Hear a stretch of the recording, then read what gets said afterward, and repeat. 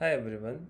In the last lesson, we saw that every function call creates its own execution context, and each one is discarded when the function finishes. But that raises a question.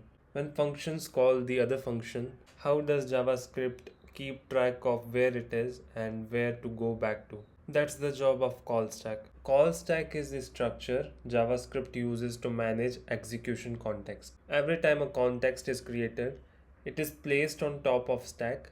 Every time a context finishes, it's removed from the top. Because JavaScript is a single threaded language, there's exactly one call stack. It only works on whatever sits at the top. The behavior is LIFO, last in, first out. Most recently added context is always the first one to leave.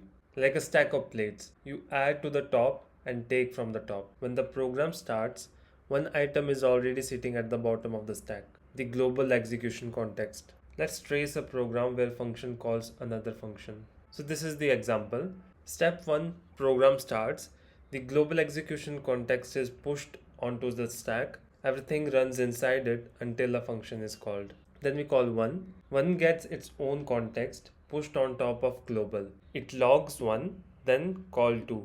Before 1 can finish, it hands control to function 2. A context for 2 is pushed on top and it console logs 2 and then calls function 3. Now 3 is pushed on the top, it logs 3 and there is no further function calls. Now stack unwinds. Everything comes off the top in reverse order. 3 finishes and is popped off. That returns the control to 2, which also finishes and gets popped off. That returns the control to 1, which finishes and popped off. Finally, only global remains.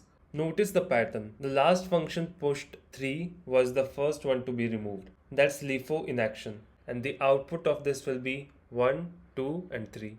So next we have stack overflow. The stack has limited size, so function calls itself with no way of stopping will pile up the context on top of one another until there is no room left. In this example, the loop function is recursively calling itself without the base condition. Each call pushes another loop context and none ever finishes to be popped. Eventually, JavaScript gives up and throws the error for maximum call stack size exceeded. And if we run this, we get the error. And this is the famous Stack Overflow problem.